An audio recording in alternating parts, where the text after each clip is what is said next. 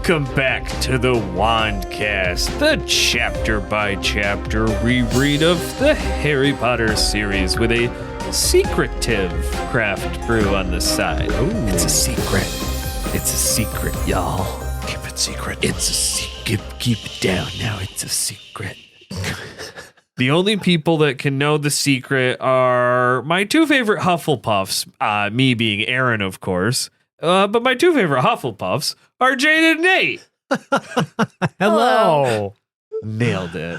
On this episode, we are fully searching our way into Chapter 9 of Harry Potter and the Prisoner of Azkaban, Grim Defeat. Full search? We're fully searching our way. We're not going to leave any corner unsearched. Okay, I'm down for that. Deep dive style. Full send, full search, full beans, whatever you want to call it. We are going to talk about every single punctuation mark in this chapter. Oh, okay. Maybe Wait. dial it back a little bit No. from Nope, that. you agreed, full send. That's No. No, we won't do anything like that. I think instead, we should just join the trio who are with all the Gryffindors, actually.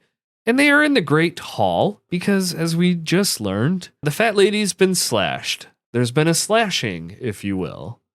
They are very shortly after joined by all the rest of the houses. And that is because the castle is going to get fully searched, trying to figure out if Sirius Black is currently in the castle with them. Yeah, because that would be a very fucking major problem for them to have right now. The guy who supposedly wasn't even going to be able to get anywhere near Hogwarts is now supposedly inside Hogwarts. And you got a bunch of students and you got the target, right? Like you're trying to keep Harry away from this dude and he's here now. Well, and the general public doesn't even know about the Harry of it all. And also, Hogwarts has traditionally been like the safest place ever, right? Harry said that like a bazillion times. So, I mean, despite the fact that trolls get in and Voldemort's been here and there's been a whole bunch of shit happening, it's like a safe place usually.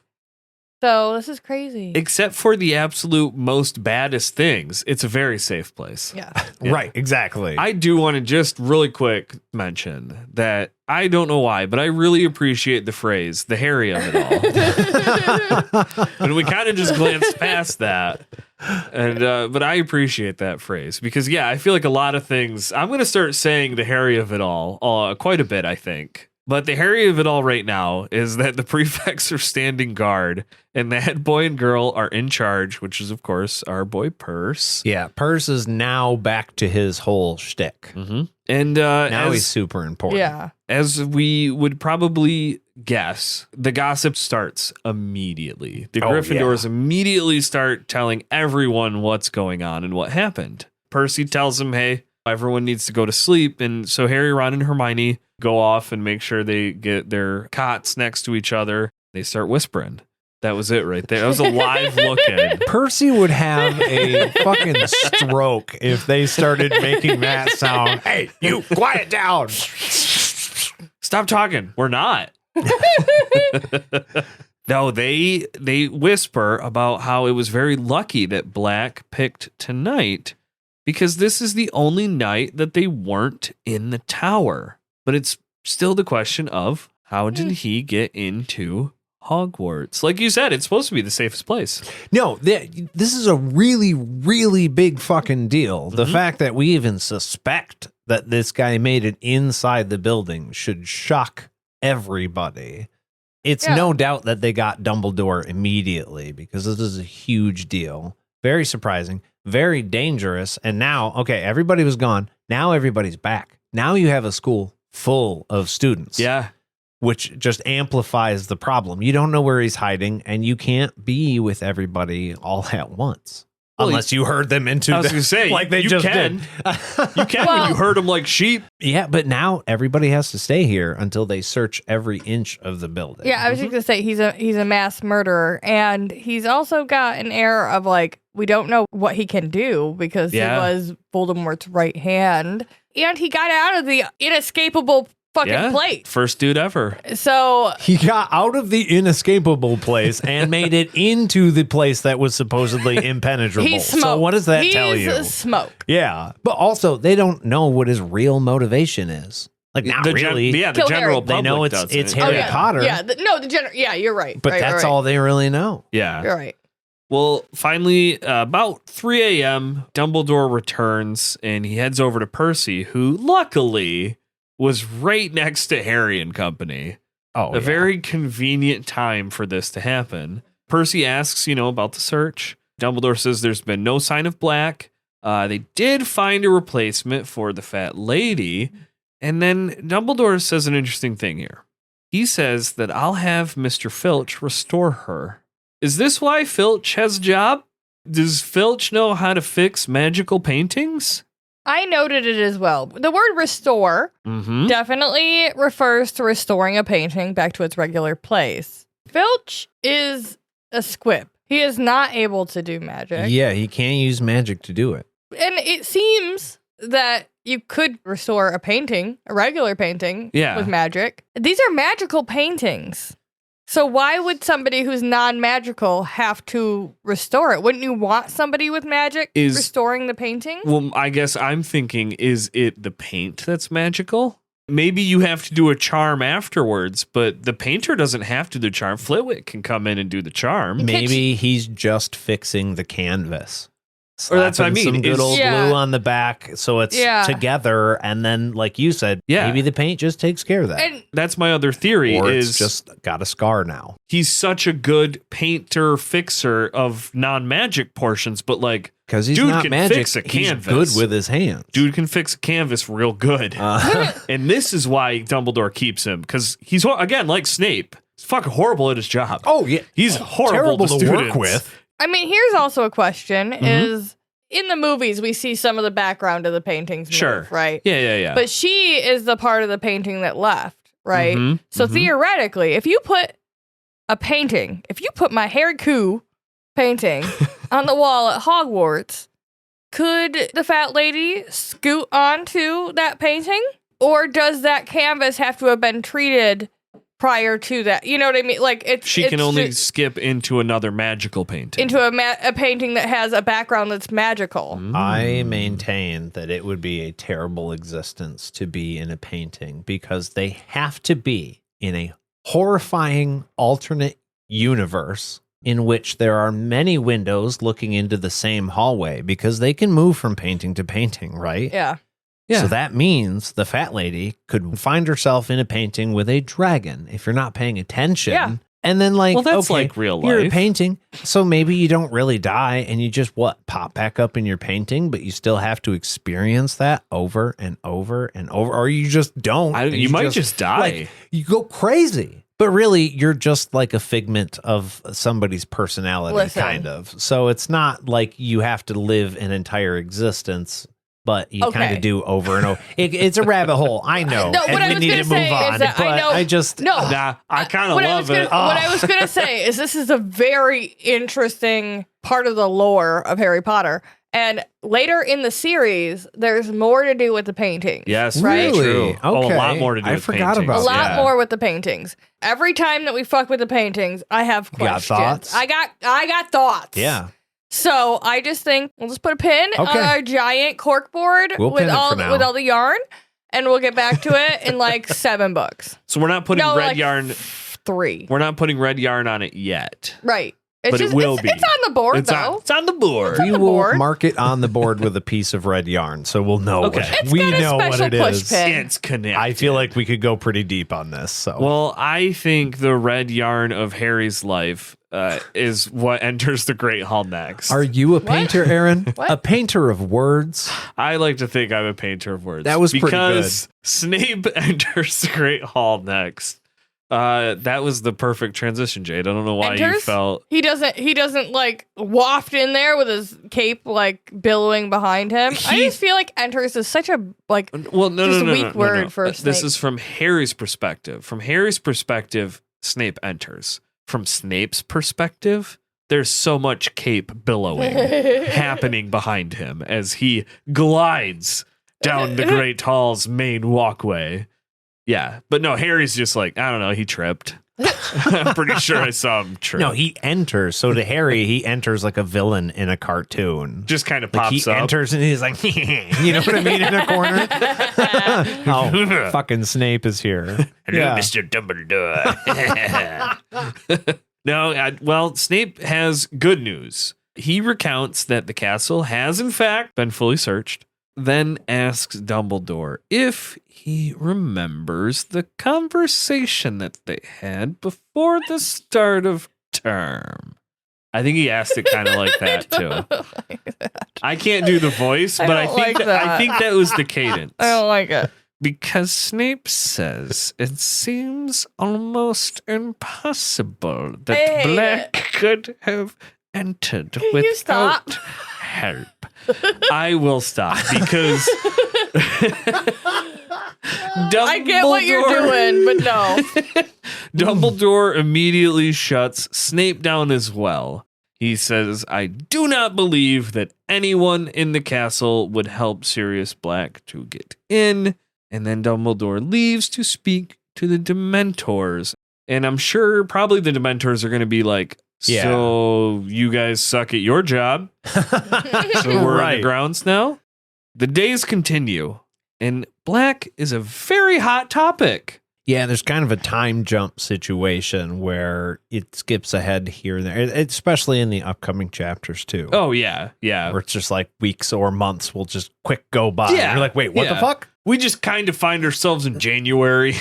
I will say that they're 13. I get it. They aren't going to pick up on everything. But in front of us, we have been presented with a couple of situations that show you that Snape and Lupin have history. And then also now we have just been presented with another instance of somebody else in the castle starting this year may have a connection. Because it was before term conversation. Right. So that also leads to Lupin and Sirius, but our main characters aren't picking up on these little threads yet. Oh, it's fascinating just having because I realized that I reread these books a ton. But then once the last book came out, I've never gone back and reread them since then.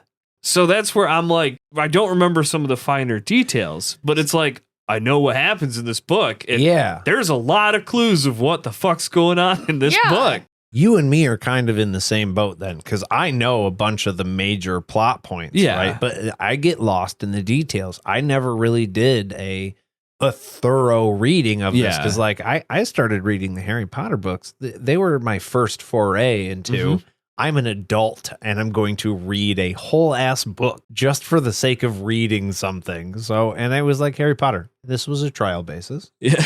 You know what I mean? And so I ended up finishing it, but still, it was like, I'm not picking up on these tiny details. I'm just trying to remember character names at all. You know? Yeah. Hermione's a tough one when you don't hear anyone else say you mean it's Hermione. So.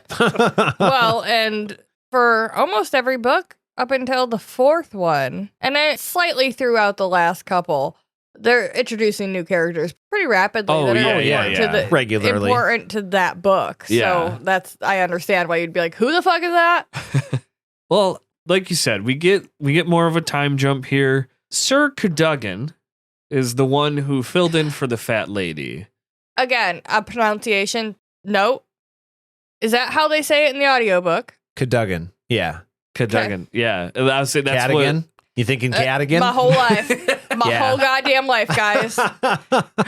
No, I was going to say, I'm listening to Stephen Fry, though, too. I'm not listening to Jim Dale. And also so Cat. There could have been a difference there. English thing, right? So it always made sense to me. Cadigan, Oh, no, you're not wrong. At least, hey, we know from our Sort of Truth podcast that just because a person is narrating the book does not mean that they are saying the words correctly. Not correct. Yeah. So let us know what you guys think. Send us an email. I'm sorry. By Owl Post, podcastatt@gmail.com. How do you say this guy's name? Is it Cadogan? Is it Cadigan? Are we all way off? Well, I'm not. I'm correct. DOG doesn't make Doug.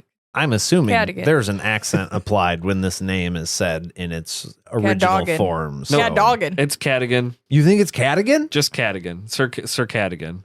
Oh no, I'm Camp Cadogan. That's what I meant to say. Oh, okay. Fuck, that kind of ruins the whole thing. I think that's what I was like. Why are you bumping back on this, Aaron? Hey, let's same team, buddy. Let's not worry they don't- about it. They don't like Cadogan because he fucks with them too much. He's always like great. challenging people, and Yes. I mean too. He's hilarious, but at the same time, when I'm tired and want to go to bed, I will not fight you, Painting. I might fight you, but not because you want me to. Well, that's the thing. It's not the fighting that would bother me. I would be like, fuck yeah, dude, let's go every time. It's the changing passwords thing. Yeah. Not a fan of that. He wouldn't be great as a portrait hole keeper. But I would like That shouldn't have made me laugh. But He's like a knight. if he was gonna lead me to class one day and we got fucking lost and I had to tell the teacher that I got lost because the knight in the painting was being an idiot, like I'd love that. I'd be great. I'd be fine. I don't even care if you're gonna take 5 points from Gryffindor. That's fine.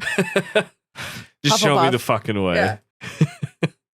Well, Harry starts noticing something else with all these changes, and that's he seems to always be he's being shadowed by the professors and Percy, which Being watched. kind of makes sense. I mean, yeah, if Black was in the building at all, it makes sense that security around Harry is going to tighten the fuck up. Yeah. Like they thought, okay, let's take some precautions. Let's not let him go to Hogsmeade. Okay, this all makes sense. Mhm. But now that we've had this is a very close call. They can't let him out of his sight, out of their sight. Clearly, this is not going unnoticed because he gets called down to McGonagall's office, and she finally clues him in that Sirius Black is after him. And then Harry just goes, this isn't the bomb drop that you thought it was going to be. I already overheard some shit. Yeah, Dude, Yeah. I already knew. McG, I'm HP. Yeah, You I already know. I get up to shit. He always knows the Harry about it. He is the Harry. It reminds me of that movie Waiting, where they're like, how the fuck did you hear about that? And they're like, are you kidding me? People with a day off already know. Yeah. Like, shit spreads. McGonagall says, well, I suppose that, this next thing shouldn't come as much of a shock then. I'm not sure about Quidditch, Harry. You're vulnerable, in all honesty. Yeah. But Harry mentions, like, you can't take Quidditch away. So they compromise. This feels like McGonagall, this is what she wanted to do the whole time. Yeah. She just wanted to make sure it was monitored Quidditch practices. And Yeah. that's what it is. Madam Hooch just is going to start watching. There's no way that McG was going to be like, Harry, you're off the team. No, because she knows that if she brings this up to him and says, okay, so here's the deal. We're going to monitor your fucking practice. Mm-hmm. He's going to go, absolutely not. This is the one thing I get to do where I don't have to worry about this shit. It's not happening. I refuse.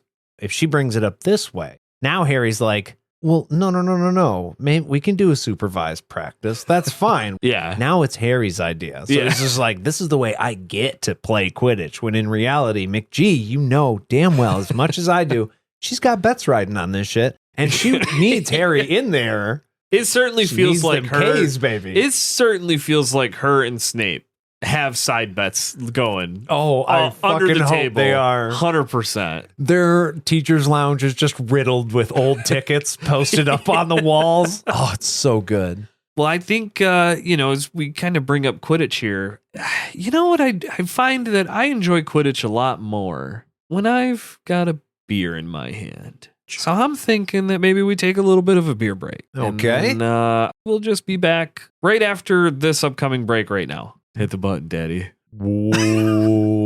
Okay. The funnier you... Oh, damn it! Nate, what are we drinking today? Today we are drinking Shiner Strawberry Blonde from Spootzel Brewery. I love to say that. This is brewed with juicy, homegrown strawberries from PoA, the strawberry capital of Texas. Strawberry. Anyways, a blend of pale wheat malts for a crisp finish. Strawberry Blonde is ripe for the drinking all summer long. Okay. Okay. Nate, I I don't like know if strawberry. I said it.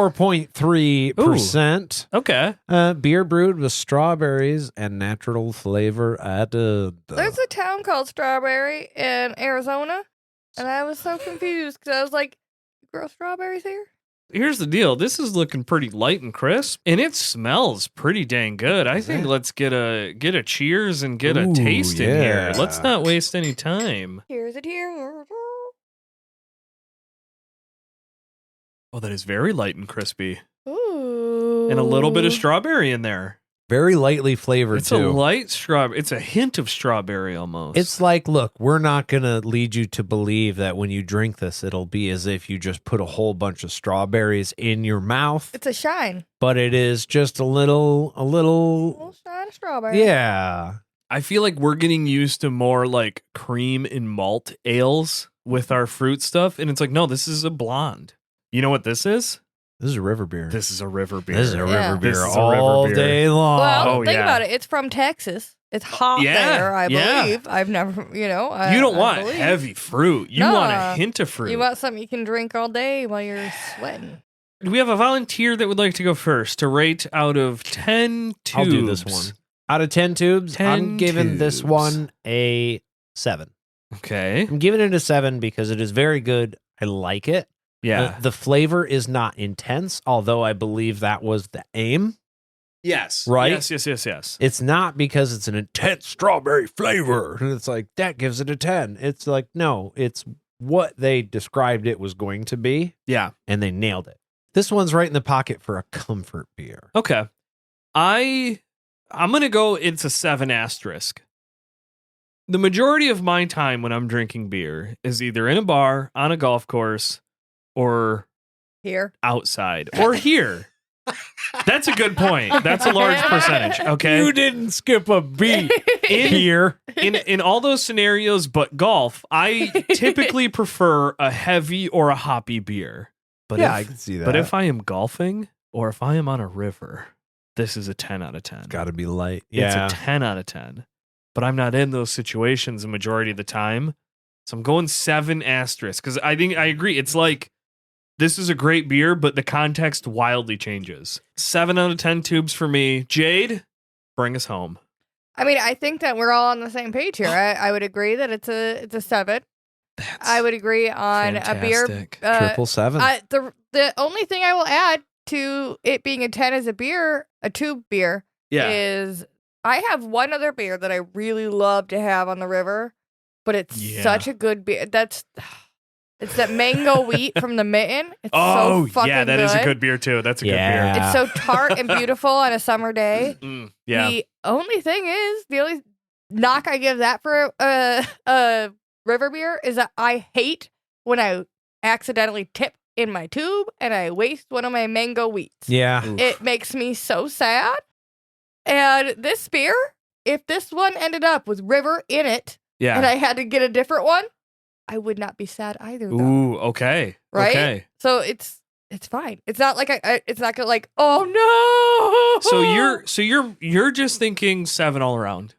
Like No, it's like a 7 all around, no, I maybe a think it's 9 river. I think it's a 10 at river beer because okay. it's so good that you could drink it the whole time. Yeah. And you aren't sad when you lose it because you will inevitably lose at least one bit That's beer a good on point. the river. Built-in prevention Interesting. loss. I like it. Yeah, because I love Okay. my mango and I love having it on the river, but oh man, is it real? It's a real hit to my heart when I drop one because I do every time. It feels weird that I think this has been our most positive beer break, but it's only 7 out of 10s. Like it wasn't like a 9 out of 10 But and everything's great. all the way across. You can't Pretty good, ask for pretty a good. more consistent Look, beer. I think this is a perfect mood Yeah. to get back into the chapter. Hell you guys, yeah. let's get back in. And we're back. And we are at the final training session before their first match, and Wood has news. Got a They speech. Are not playing Slytherin. They're playing Hufflepuff. Because Malfoy's arm is injured still. But it's because the weather is fucking horrible out right now. We're Yeah. talking sideways rain. We're talking cold. We're talking October Scottish fall. That's a cold time. This is where we're talking about the Quidditch. No, I don't disagree. Being I don't know played if in there's something weather. about the way you were describing it that just made me laugh. Jane's like, well, why would anybody We're do talking that? cold. We're talking weather. We're talking windy. We're talking... Just all weather things. All right, I feel like I didn't say it quite like that, but the way you said it's pretty funny. All right. The reason they... I did have another point. I'm sorry. The other point was just... By all means. I mean, maybe there's no lightning, but I feel like in a lot of sports ball games, if there's a certain amount of weather, we call it a game. We do. Yeah, no, We it do. says right in the That's book. true. They don't fucking cancel it for no bitch ass Not for Quidditch. thunderstorm. I know. And that lightning, just and it's fine. that seems insane when you have children on fucking broomsticks, okay? It only Let's go seems my way. insane because it is. It 100% is. Yeah. Nothing. We've lost Jade. She's cracked. We've lost her. She's gone. There's no way. You're not done. R.I.P. Yet. I can see it on your face. Gone forever. There's replacements. They're in the stands. They just hand the broom to the next kid. The big thing here is that they're not playing Slytherin anymore because Hufflepuff plays totally different. They have a new captain and a new seeker, Cedric Diggory, which starts to get a little bit of a giggle. Yeah, the girls like Digman. How do you think Big man, Digman. Hufflepuff plays differently than Slytherin? I think it's, you can swoop left to right or right to left. I thought it was interesting. Cedric is a new seeker and a new captain, and fucking Wood already knows little weird things he does. Wood's been fucking spying on their practices hell for yeah. sure. This is going to come up more later. Like, I don't have a replica wand because that's a big commitment. If I were to buy a replica wand, I think I want Oliver Wood because the way Oliver Wood loves Quidditch, I can relate to. That was me in football. I've always liked him, but mainly just because of the actor that played him in the first movie. That's about it. I mean, look, that didn't hurt. Yeah. Okay. I would say it's fair to say you probably swooned over him, similar to how Angelina, Alicia, and Katie start kind of giggling and swooning, thinking about Cedric. Yeah. Yeah, probably. Yeah, because they ask, they're like, well, is he that tall, good-looking, silent one? Fred says that the only reason he's silent is because he can't string two words together. He tells Wood not to worry. Hufflepuff is a pushover.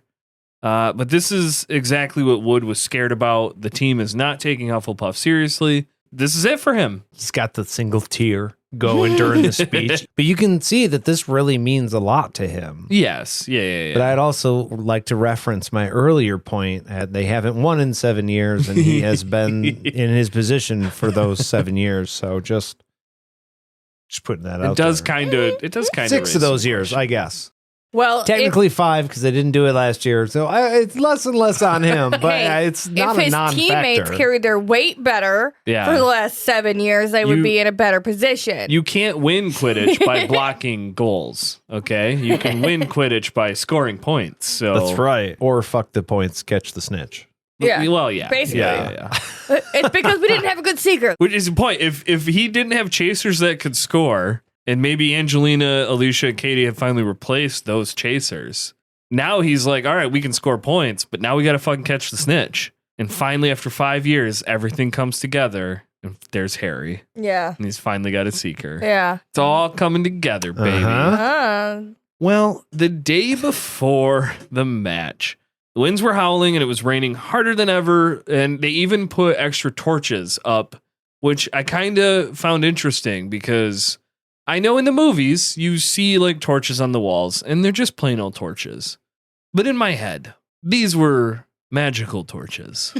Meaning that you can just turn the brightness up of the current torches on the wall and you don't need to add more because it's not real fire. But apparently we went old school on this at Hogwarts. They just have regular ass torches. Whatever. The main points here is that Wood is making Harry late for class because Wood is rushing to wherever he knows Harry to be. and is trying to talk Quidditch. Oh, yeah. He's just like, nah, man, come here. Come here, though. Fucking 10 minutes late to class does not matter. No, Wood doesn't care. No, it's all about Quidditch. Is the only thing that matters. Well, we've never heard of anybody not being able to play because of their grades. So absolutely. So if 100%. the only thing that Wood cares about is playing Quidditch, he might be like, I'm going pro in some capacity. Yeah. Fuck all of this. I do not give a shit. But yeah, as you said, this does make Harry 10 minutes late. But luckily, it's just defense against the dark arts with Lupin. Yeah, Lupin's a good guy. So yeah, it's not to be worried about. He'll understand. And that is when Harry runs into class and sees that it's Snape. Fuck. 10 minutes late means 10 points from Gryffindor. Now, I get it. Okay, we have backstory. Harry doesn't like Snape.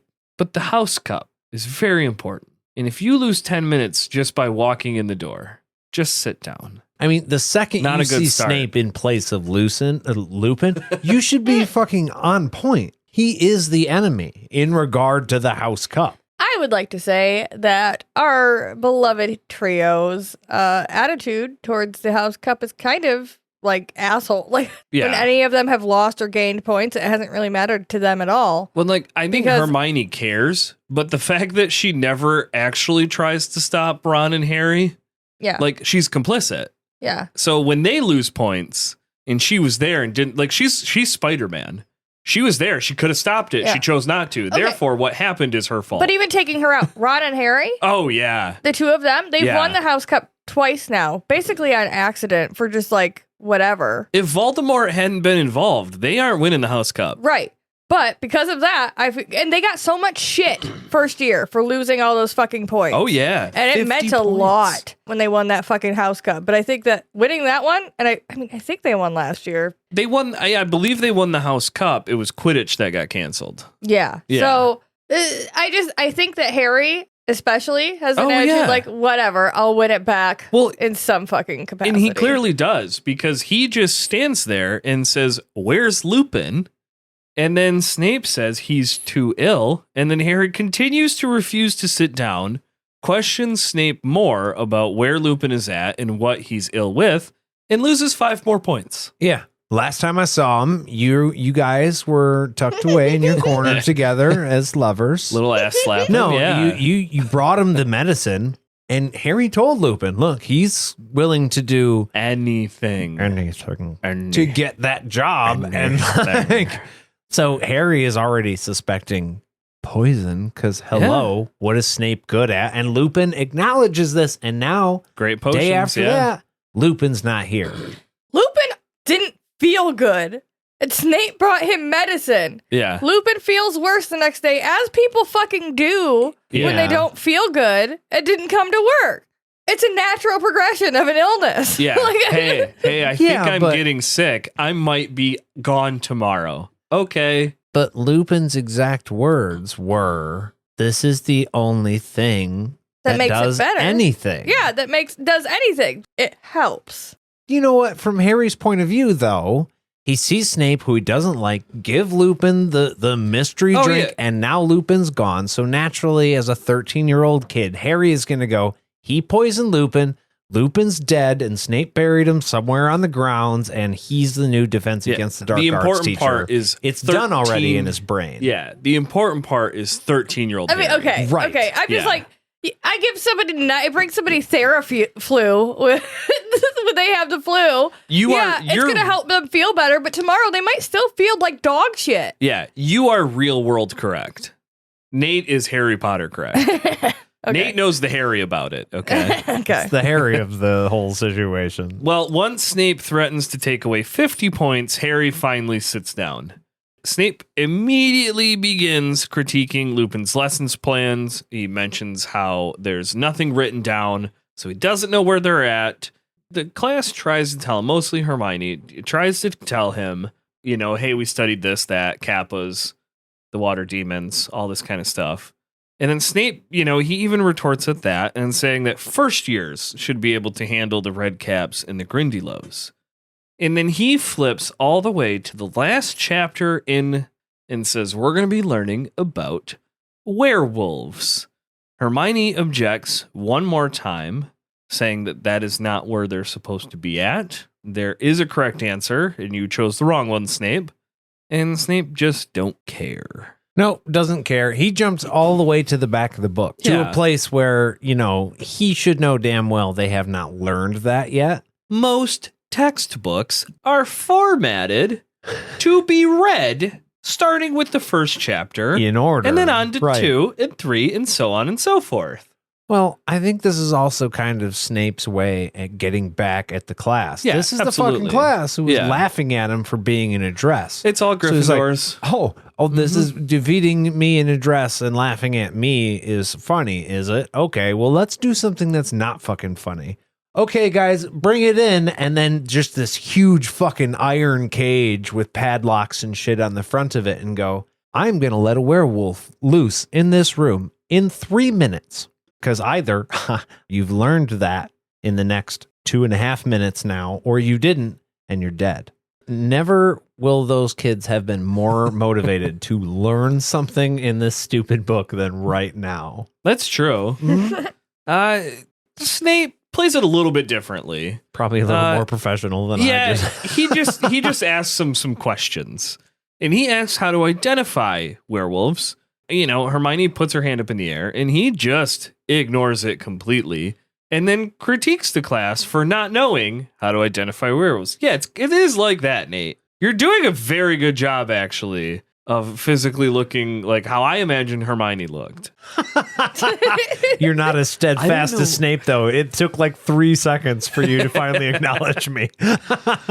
At the critique of the class, Hermione decides to just answer the question. And this gets her 5 points gone from Gryffindor for being an insufferable know-it-all. Oof. That is direct quote from the Snape man. Yeah. This is a teacher yelling at her for knowing too much. Yeah, she got her nose bopped, and she got her nose bopped in a very sensitive way. She knows she's smart, and she knows that by enforcing rules and telling people the proper way to be doing things that she's kind of seen as a know-it-all. Ron calls her this a couple of times a week. Yeah. It's not even a big deal. It does show the severity of it. Is everyone in the class, this is from Harry's perspective, of course. He thinks everyone has called Hermione a know-it-all at some point themselves. And yet, instead of them joining in on what Snape said, they're glaring at him. Yeah. They have been like, whoa. Only we get to say that. That's exactly Only what it is. Gryffindors get to tell Hermione she's a know-it-all. We get to attack our own. Yeah. You fucking Slytherin. Ron, the ride or die motherfucker that he is, love Ron, interjects and says, you asked us a question, and she knows the answer. Why ask if you don't want to be told? Yeah.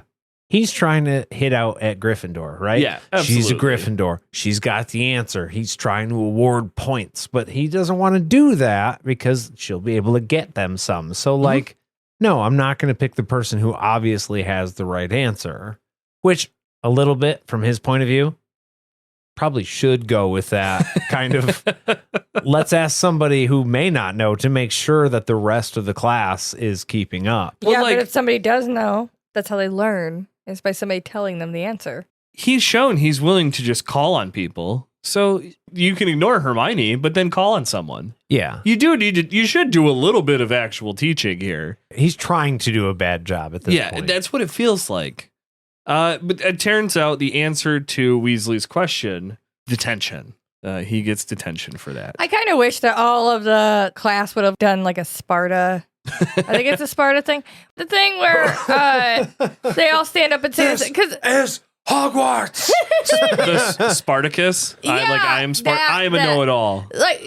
Just maybe not in that type of. But when Ron's like, "Hey, she asked a fucking question," and I wish they all would have been like, "He's fucking right, though," and and then we could all just do detention together. It's fine. Okay, what do you think, Bobby? I would like to defer to Hermione's answer. All right, fuck you, Bobby. What about you, Timmy?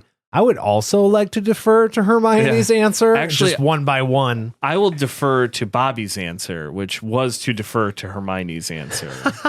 Yeah. I'll accept that. 5 points from Gryffindor, though, because you're a smart ass. I think the threat of 50 points and detention, both of those are on the board now.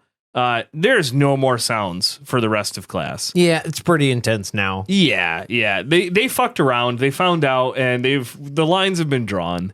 He's willing to play ball with him. Yeah. Okay, well, you'll be a smart ass. I'll take some points. How far do you want to push it? Yeah. Now you know the boundary. Well, they have their homework. It's two rolls of parchment on how to recognize and kill werewolves, and it is due on Monday. We also find out that Ron has to scrub bedpans from the hospital without magic. And that sounds pretty shitty. Okay, so here's the deal. Pun intended. I've gotten my fair share of detentions. Okay. Some of those detentions were well earned. Others weren't. Most of them were due to my mouth. So I knew what I was getting into. I was going to sit in a room with a teacher who really I enjoyed very much. We knew each other kind of personally as well. So like we had a rapport and it wasn't that fucking bad. Anyways, when I would lip off to a teacher, I would know this. Now, in Ron's situation, I'm not fucking risking detention. Oh, yeah. If bedpan duty is on the table. If stakes are dirty bedpans, I am a golden exactly. child. I would not be doing, like, even if it were well-deserved, absolutely not. I'm not, dude, I don't want to clean poop stuff. I know not everybody always gets a choice, but that's my preference. I'm pretty sure most places you have to have, like, a special training in order to clean up bodily fluids, 100%. like biohazard. Yes. And I also want to say that nobody in this goddamn castle is manually cleaning shit or vomit. That is not happening. Or pee, even. No, Filch does, and that's why he's so angry all the time. Maybe, but why? I mean, I get you're a janitor, but if you have people there that are also on the staff who can wave a wand and make this stuff go away, why in God's name would you ever get close to it? I would not. I don't give a shit if it's my job or not. I would find the nearest person who had a wand and say, hey, bud, we're coworkers. Here's your do move. me a solid if you're Ron, and do this, or I am going to I'm going to complain. Here's the move. You say, okay, fine, I'll show up to do the bedpans. Then you leave, you walk immediately to Flitwick's class and say, yo, I need a shit cleaning charm and I need it now. Then you walk your ass over to detention, wave your wand, wave your wand, and then boom, detention done. This is a wand. That's a wand, exactly. I was ready to take a break just on the cleaning bedpans part, but I for sure need to take a break to process Rond. That happened, and I for sure need to take a drink. So let's take a little bit of a break, and we'll be back right after this. And we're back, and it's game day, motherfuckers. Game day. It is game day. And Harry woke up early because Peeves was blowing into his ear, which seems very problematic. Yeah, that's not great. Like a poltergeist can poltergeist, but leave the young children alone while they're sleeping, Peeves. It was storming so hard that Harry gave up and went down to the common room and walked past Crookshanks trying to get into the boys' dorm. So he shoos Crookshanks away and, kind of thinks like, hey, I think Ron might be right about you. Like, you have an unhealthy obsession with this specific rat. True facts, though, if there's not a door there, as soon as Harry walks away, that cat's going right back up those fucking stairs and into that room. Oh, 100%. Yeah. I think there is a door to their specific dorm. I hope so. I'm just saying, he walked past Crookshanks walking in the room. So, I mean, I hope so, because otherwise I know cats. As Harry, and to your point, as Harry hangs out in the common room, he stops Crookshanks from going up the stairs multiple times. Yeah, because when a cat is determined to be near a rat, the cat will find a way. Just from our experience with Puck and Paul and Joey, when we brought them home, Puck was very curious. Mm-hmm. We had him out and they were inches from each other and everything was fine. But then, at the end of the day, he would just go to the end of the hall and just opine to be let in because he wanted to be by the rats. He's just like, they're in there, though. Let me look at them. he's made his way through like ceilings and things to other rooms when I didn't know there were ways that you could make way. You will find a way. Oh, okay. There is one thing cats know about closed doors, and that is that value is behind them. Right, exactly. The rest of the team returns to the Great Hall a short while after Harry arrives, and Wood immediately begins worrying because the weather's horrible. They had a late change opponent. Nothing has gone right. The team gets changed, and Harry mentions how they have to walk sideways onto the pitch because the wind is blowing so hard that by walking sideways, it's kind of like they're walking straight up and down. They're going to be safe. Yeah, it's going to be fine. No permission slips needed to play this game. Well, Harry rightly wonders how in the fuck he is supposed to see the snitch. How is the snitch even going to stay in the pitch? Birds don't fly in the middle of thunderstorms traditionally because it's not great flying weather. A stitch is just like a small bird. It just got tiny wings. I mean, look, it's not great, but they make a point earlier in the chapter to say Quidditch does not stop for weather. Yeah. So that must not be like a huge issue. Just flying under magical means, so it's fine. It won't be damaged by the weather. Mean, it could very much be that the snitch itself is just the ball and that the wings are just there to create like the sparkly trail. I guess it doesn't really have a trail, right? Because the whole point, so it's kind of hard to see. Yeah. So maybe not. Maybe. Yeah. maybe I am way out of line. I'm probably just. to your point, though, within 5 minutes of Madam Hooch saying, "Mount your brooms" and blowing her whistle, Harry was soaked to the skin. Which this is hilarious. I'm sorry. I know he wasn't a big sports ball guy, but blowing whistles is a pretty common thing. You said blowing her whistle. Yeah. But you said it in Michigan. So what you said was blowing her whistle. And what I heard was boner whistle. And I know, I knew in my adult brain that's not what you said. Oh, but the like Harry, the 13-year-old inside of me could not stop from laughing. I'm better now, thank you. You know who's not better right now? The boner whistle, Harry. Harry's Harry, not better right now. He's soaked to the skin, which is the worst kind of soak to be. That your clothes immediately have become worthless. Why don't you wear a poncho? Yeah. I don't know if this is supposed to be akin to how windy it is that it got underneath everything. Because he mentions he can barely see, and he can't see or he can't hear commentary. I mean, do Wood or the Weasley twins, do none of them know any spells? Or none of them could give Harry any tips of like, hey, bud, here's how you not get wet when you play Quidditch. It's implied that everybody's in the same boat. This is just what you do when you play Quidditch. You get wet. You get wet. Nobody even thinks to even try to prevent it. They're just like, we're doing this. Yeah. We're hardcore Quidditchers. I don't know a lot about football, admittedly, but it's one thing I've heard is that when they play in Green Bay, it's outside and it's extremely cold. Yeah. And the guys from Green Bay are like used to that weather. So if you're coming in from a southern climate, it's suddenly fucking cold. And now you got to play in the winter and it's like shock to your system, but they use that to their advantage. So it would stand to reason that different teams have different ways of mitigating the effects of the rain or the cold, but it's also, must not be a whole school-wide thing that's known. Not just the rain or cold, just because this is a fun fact. There is a team in Florida that specifically situated their stadium so that way at roughly 1 p.m. every day, the sun perfectly shines down on the visiting team's bench.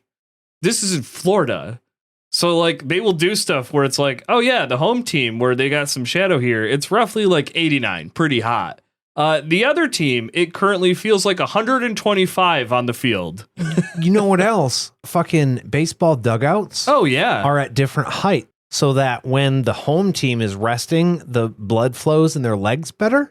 They're sitting up higher. Absolutely. And then the visiting team, it's just like a couple inches shorter, but it like pools the blood in your legs after you've been working out real hard. So it's harder for them to get up out of the dugout, one, and their legs are been less rested after sitting. It's fucking crazy, but it's like not illegal on the game. A good sport is defined by how many things are not illegal, but probably should be. Wow. Wow. That's incredible. Harry not being able to hear the commentary means that he's not sure how much time has passed, but he does hear that Wood calls for timeout because Madam Hooch blew her whistle. Are we good? No, you said it fine that time. Oh, okay. Yeah, Okay. no, that was really good. I wanted to be courteous. Harry now finds out that Gryffindor is up 50 points, but he needs to catch the snitch soon because apparently it's getting close to nightfall. Well, the game goes until the snitch is caught. Correct. So if the game goes past light, it's going to be really hard to see the snitch. So you may just be playing all night. A American football game is roughly 4.5 hours, but that's because there's And- commercials. Well, we also have to consider that it's November now, Mm-hmm. and they don't have lights. So even if it's not late, like, Yeah. as soon as the sun goes, like 6 p.m. Yeah. Are they Right. just Is holding their night. wands They out? can't- Are they they can't- lumosing? I mean, they can, but nobody's going to watch. You can't Yeah. see shit. I don't know if it's ever explained. They say there's been games that have gone on for days, but they never say if they took timeouts for nighttime. So No, they there's got to be don't. I think something it's that goes on explicitly there. said that they don't. Oh, because it's like, hey, we're in high school. Yeah. Then there's an interruption because Hermione joins the timeout. And logistically, this doesn't feel legal because she was in the stands. And maybe this is where the movies are fucking with my heads, but the Quidditch Stadium has towers. I'm thinking it's closer to regular stands than maybe the movies made it seem, and that Hermione is much closer to all the players. Every time that the books mention the stadium, it is similar in scale when they're talking about it. Like she scoots all the way around the stadium during that whole scenario with Harry getting bucked off his thing. That's right. Yeah. And does all that shit with Snape. Yeah. And that's all, like, that has to be within the matter of a couple minutes. Well, I guess the main point of all of this is that she makes it so that Harry's glasses can repel water with a little charm. My question would be, why is everyone not doing that to all their clothes right now? Yeah, that's what I meant earlier when I was like, this can't be a school-wide Yeah. thing because nobody has apparently thought of this. So is this illegal? Again, is Hermione doing something illegal? I don't think it's illegal. I don't think there's a rule that a dog can't play basketball. I think that there's nothing explicitly saying she can't do this. You know what I mean? So you're limited just to your creativity. Yeah, like I said, I'm not much of a sports guy. I do listen to quite a few history podcasts. Yeah. And the history of football and baseball. Yeah. Dangerous, fucking insane. Like, you used to be able to just bean a dude with the ball to get him out. Hello, concussion. Like, every single time it would get hit in the head, and they would all, like, it was never a good thing. And it was like that for like 80 years. So like shit like this. So like, I don't know. We just play in the rain. Yeah. No special goggles, nothing like that. Yeah. But at least Hermione had a good idea. It's where it's like,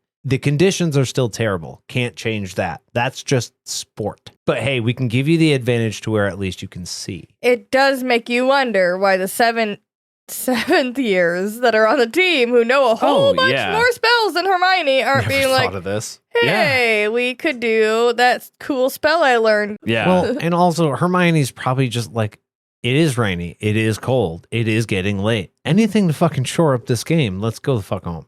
Oh, for sure. If you're in the stands, Shorten it up. Yeah. Let's Yeah. get it done, guys. Yeah. Every single person's classmate. Hey, do this spell. Do this spell to your hair right now. Yeah. Do this spell to your entire wardrobe right now. Yeah, it's been a good game, but it's also been 6 hours now. Yeah. I've had enough. I would like to go home. We're missing feast. Yeah, I paid my ticket to see a winner. Let's do this thing. The game does continue on, and as Harry's flying around, a flash of lightning illuminates part of the stands. Oh, there is lightning. Oh, okay. Yeah. Okay. And shows a silhouette of an enormous, shaggy, black dog in the topmost empty row of seats.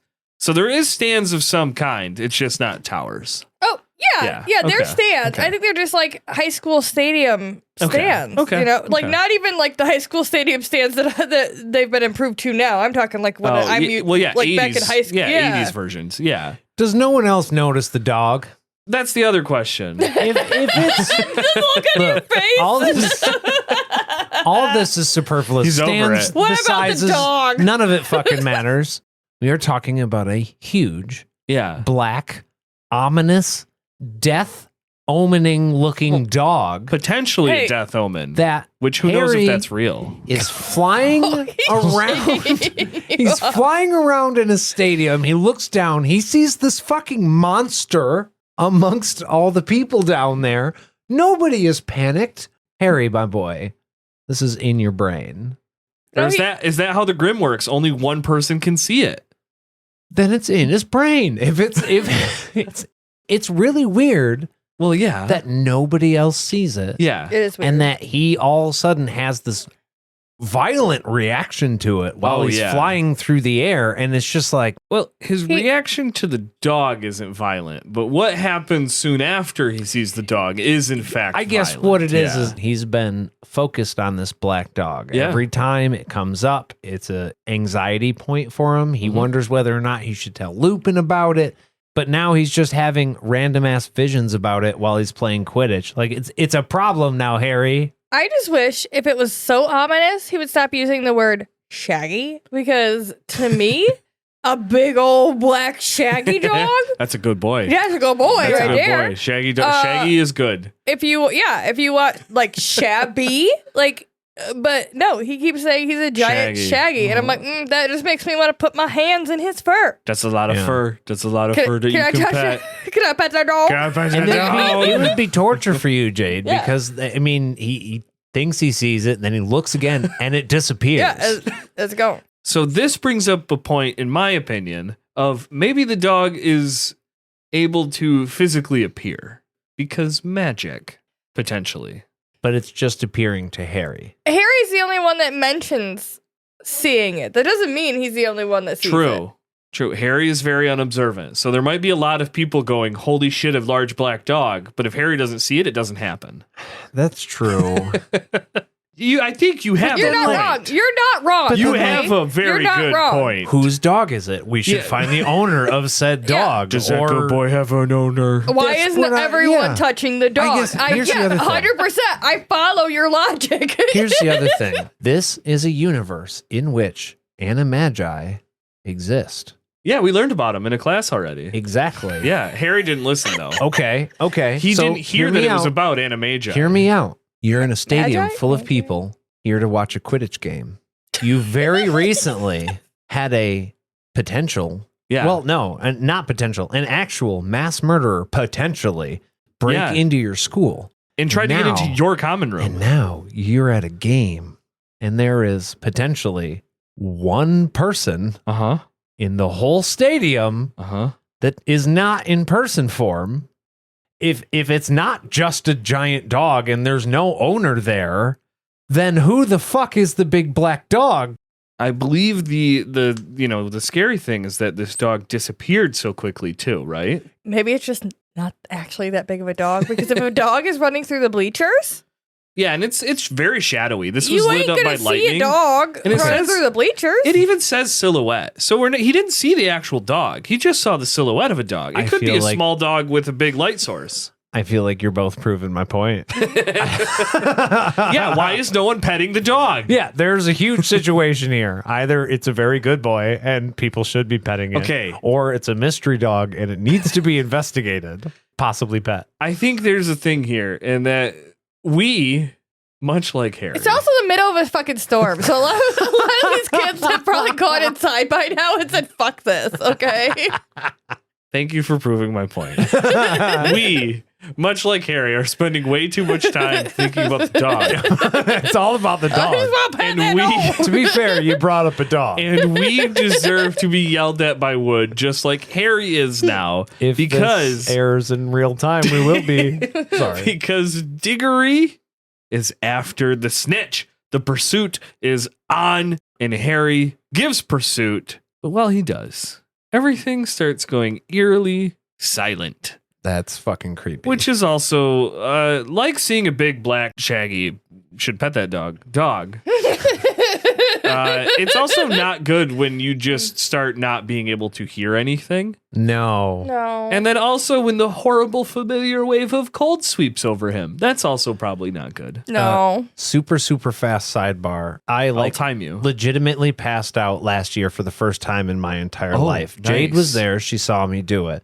They asked me if I felt okay and if I needed to sit down. I said, no, I don't feel okay. I do need to sit down. And then I passed out. Before I did, there is this very deaf sensation. Yeah. That happens right after the fucking tingling crawls up my legs and like got into my chest. And it's a little like that. It's just, it's fucking terrifying. It's an awful feeling. I hate it. I would also think that I would be disoriented if I were to look down from a broomstick and see at least 100 Dementors standing below me. That would be terrifying. Yeah. I woke up on a garage floor, so it's a little different for me. But yeah, Dementors is bad too. Okay. It is interesting. We're talking about how it's a bad thing, right? That we're looking for a serial killer and that there's a weird dog, maybe person thing in the stadium. All the Dementors show up here. Mm-hmm. Also true. There is a chance that they are related to said other thing showing up, the dog showing up. I feel better than somebody's paying attention. I just mean in this high stakes situation and there's weird things happening, somebody's got to be watching. They got there and were suddenly attracted to the young boy. That's weird that you put it that way. I'm not joking. They all got there and started staring up at Harry in a circle below him. That's true. So they were potentially attracted by the bad guy, and then got there and were so tempted by this young boy's sadness. You gotta stop lying. A sad little boy that they abandoned their jobs to stare at him and suck his soul. Stop. Sometimes it's tough. Because you have an idea of how you hope the plan is going to go. And then the plan begins to get executed. The rails disappear. The rails disappear. There was no train. Where was You've the been rails? imagining all I don't of this. remember rails. It is, oh my God. It is what most people would consider at this point fully a lost cause. The rails don't exist anymore, Jade, because you just effectively threw 8 tons of D&D or TNT at them. TNT. And they are gone. I didn't do anything. J.K. Rowling wrote this. Well, something else happens to Harry, and it's just not good. He hears the screaming in his head. It is a woman's voice, and it says, not Harry, please not Harry. Probably in a different cadence. But then there's also a man's voice that says, stand aside, you silly girl. Stand aside. Stand aside now. And then... This is his trauma. This is Harry hearing his mother be murdered. Sorry. It's not funny. I've never been the moral superior in this room. But right now, wow, you two. And then... I think I can't handle this amount of I can't handle the sadness. So it is very sad. I'm sorry. And then the woman screams back. What does she scream back, She Karen? screams, not Harry, please. Kill me instead. Kill me instead. Hey, you guys, this is serious. You fucking guy. I do not have the acting chops to give that the run it deserves, but I promise the audiobooks do it better. Shatner would be proud. Yeah. Oh, yeah. I think he would say I'm fine. Harry is now trying to figure out right now, like, why is he flying a broomstick? There is a woman who needs his help. There's a woman gonna die. Yeah, this is what Superman hears on the regular. And you just randomly hear people screaming for help, and then you need to go to them. Like, that's right why now. he's an alcoholic. Yeah. I don't know about that. I was going to say that's why he's got the broom, but... First I'm hearing about it, but okay. He hears once again a woman screaming, not Harry, please have mercy. A shrill voice laughs, and then Harry blacks out.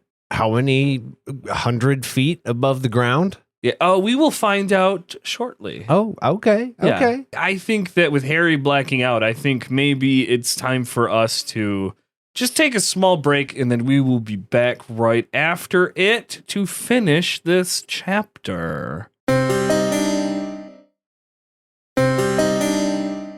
And we are back for just this last little bit of chapter 9. And I think it's a good time for Harry to wake up. And he does, which is good because we're back and Harry wakes up. This wouldn't be a very exciting chapter if he was asleep the whole time. I'm glad he listened to you. And he slept for the rest of the book. Yeah. The end.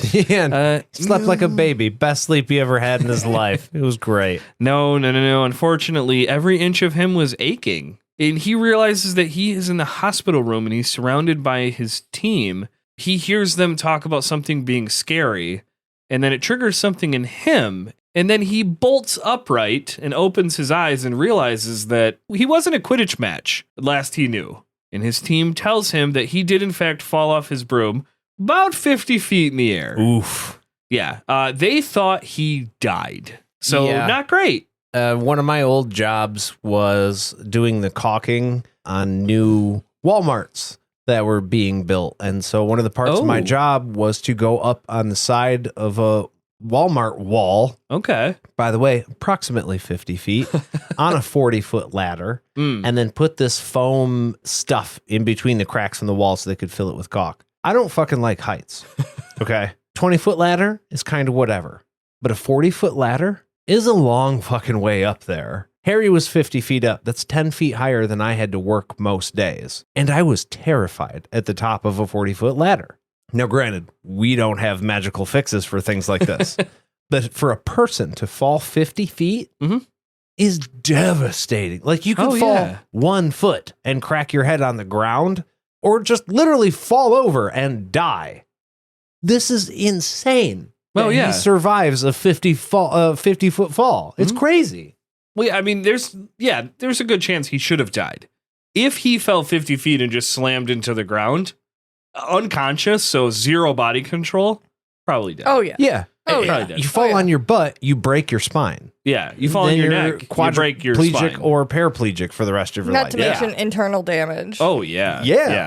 Yeah, they can regrow bones. I don't know if they can regrow organs. Like a whole them in labs, but I don't think. Yeah, it's not like the same thing. Yeah. Well, no one answers Harry when he asks how the game went, and unfortunately, with no one answering, that is an answer. Yeah, that's not good. It turns out Diggory grabbed the snitch right after Harry fell.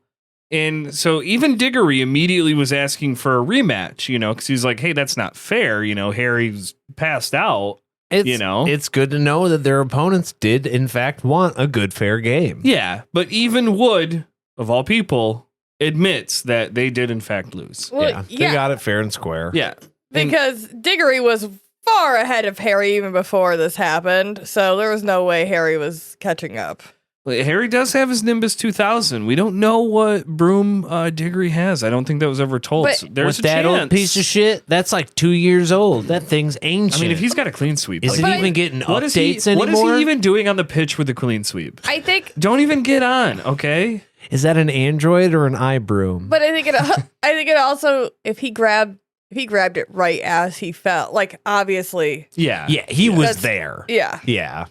Harry asks where Wood is, and I can't remember which Weasley twin it was, but one of them believes that he is currently trying to drown himself in the shower because they lost the Quidditch match. I mean, he had that whole teary-eyed speech before the game. You feel bad for the guy. He really wanted it. Now, mathematically speaking, Gryffindor is not eliminated yet because they only lost by 100, and a snitch is 150 points, so... I did not know that actual point totals mattered in Quidditch. I kind of thought it was more of a win-loss thing. You got to get to enough points to get to the playoffs. Like, how many points you have that determines if you win the Quidditch Cup. It's not about wins and losses. You could, I think, in theory, you could lose 3 games and win the Quidditch Cup. If you had enough that's points. What I mean. Like, if you lose by 10 and then win your last game by a 400 by a lot. Yeah. You can win with a 1-3 record. Well, that's what I mean. Like, Yeah. they're playing long game. Yes, we lost this one. We Yeah. didn't win this one. But if we're trying to win the whole thing, we got to go like 15-1. This actually makes it make sense a little bit more with the Quidditch math. Like, otherwise, what's the point in doing anything but just trying to, we've talked about this, what's the point in doing anything but trying to catch the snitch? Right. This is the point. Yeah, this is why chasers score points. Yes. Because the points 100% matter. Yeah. It's not just if you win the game. It is how many points you score in your win. Yeah. So yeah, that is a very good point. So that does make chasers and keepers a lot more valuable than we kind of initially thought. But it's the first ever Quidditch match he's lost that he's played in. Because his team has lost matches, but he did not play in those games. I think that is a very valuable learning. Oh, 100%. This is in all Hermione's honesty. first A-. Yeah. You know what I mean? Like, you got to learn to take your lumps, Yeah. too. Well, Madame Pomfrey disperses the team so Harry can get some rest, but apparently lets Hermione and Ron stay. So I talked about at the beginning of the book how I love that Madame Pomfrey knows who Harry is. Yeah. Because when he got off the train, she walked into McGee's office and goes, "Oh, it's you. You must have been up to something dangerous again." Obviously your fault. Madame Pomfrey, if you want Harry to get some rest, you need to get Ron and Hermione out of there. You could leave the rest of the team. You left the two culprits. Oh, I think that she knows that she's going to have a much bigger fucking headache on her hands if she tries to kick out Hermione and Ron right True. now. That's very true. Like, she can reasonably get the team out. They're not going to give her a fuss. They probably are here out of courtesy. They want to get back to their lives. These two want to fucking be here. And if I try to kick them out, it's going to be a pain in my dick. So I'm just going to let them stay. And we know there are visitors rules just as plain as how many people can be seeing you at a time. Yeah. And this probably was a time where Madame Pomfrey was being generous and saying, no, you can have more people because this was pretty bad. Yeah. So stay here. Oh, he's awake now and he's gone? Okay, now, hey, nope, no more than 5 people. Yeah. So someone's got to go. Okay, fine, team, go. That's fine. But Ron and Hermione tell Harry what happened and that Dumbledore is the one who saved Harry. He furiously repelled the Dementors and he was able to catch Harry magically. So he never actually hit the ground. He just kind of floated those last few feet. So then why is he sore? Well, I believe I think he slowed stopping him. suddenly. Or yeah, maybe it was that he slowed him. He didn't stop him. He slowed him Maybe down. it was that he so was he still hit slowed the him ground down from enough. 50 feet up. Because Okay. the other thing is So he depending. lessened it, but he still got, like, he hit the ground. Yeah. Well, the other thing is depending on how quickly you are slowed. That's still an impact of some kind. So If it's like, hey, you're not going to hit the ground. on your shoulder. Yeah. Yeah. I So don't. I think it was that he hit the ground and Dumbledore slowed it. Well, like, again, real quick, back at the construction job, the safety implements they have are these harnesses, and the way the harnesses actually slow you down as you're falling so that you don't get really jarred when it stops you is they rip and they become a little bit longer. Yeah. But that extra 10 feet is so you slow down before it actually stops you. Because if you fall 20 feet first, I mean, that could kill you. Speaking of safety, net, big inflatable like pad. Oh, that's too much money. Like, They'd never pay for that for a just- lowly construction worker. no. On the Quidditch field for the children. No, but we've talked about that too. Yes. Now you can magically don't. catch them. You can magically catch them. This is the 1980s we're talking about. Wasn't no fucking safety stuff. Okay. We're OSHA talking about lead paint, exposed corners, the whole bit. Asbestos. Like, Yeah, I don't it's think fine. OSHA doesn't exist in Hogwarts. Yeah, this is the era This where is they're like, hey, pre-lawsuits. this will is be fine. pre-lawsuits. Exactly. Yeah.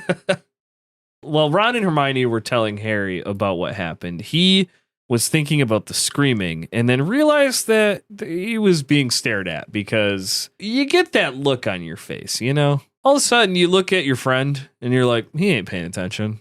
What? Exactly. Well, he says he was fine and then quickly changes the subject and asks about his Nimbus. Because where does a broom go when you fly off of it? And it turns out that they go to the Whomping Willow.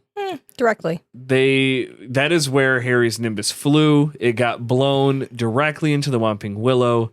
And Harry asks for more information because he's like, okay, and then what? It's like Harry had hit the Whomping Willow. That's the end of the story. Yeah. Did they make babies? Yeah. Are there more baby brooms now? Are they in love? Is living that how in the new woods brooms together? are made? No. Was it maybe secretly part of the Whomping Willow to begin with, and now they're together again forever? Look, no. That's not. As it turns out, Ron and Hermione clarify that his shit's toast, as Nimbus is nothing more than a small bag of splinters and twigs. Don't. He doesn't want to see it. He doesn't want to see it. If I had a guitar be utterly destroyed or my motorcycle, do not bring me the parts of it and be like, this is all that's left. Just get rid of it. Nate, it's too sad. If I had the parts, you would want me to just throw them away? Yes. Nate. Yes, 100%. Nate. If it's that bad. I think I would probably save them and say, you don't have to look at it, but I have it if you want it. Okay, I'll concede Nate. that, but not while I'm in the hospital. Nate. Okay. He asked for more information. Well, They told him it hit the Whomping Willow, and he said, and then what? Sometimes Harry actions have consequences. Seeing That's is what the believing. Harry's all about. But we do end this chapter with a moment of silence for our fallen Nimbus, for that has been there with Harry from his very first Quidditch match, and it has never failed him. He's won every game he's flown on it until today. Where's the silence? Well, I mean, really, with audio editing, I can put it wherever. Like, but actually, we are now going to be silent while we listen to all 14 minutes of the extended version of Freebird, as Harry's broom, would have wanted. Yeah. Well, Harry's broom, in theory, was a free bird, and it finally had an opportunity to fly on its own. But God had other plans.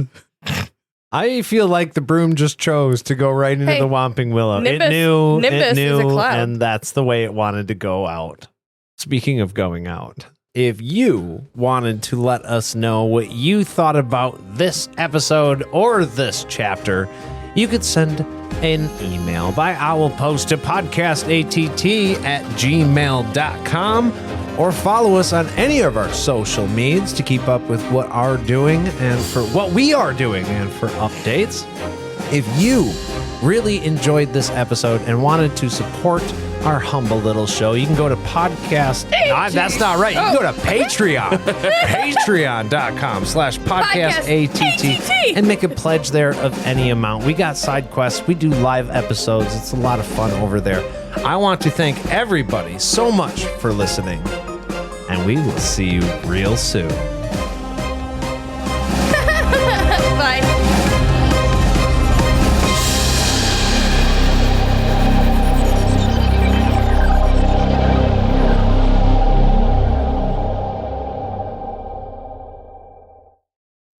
Here lies Nimbus 2000.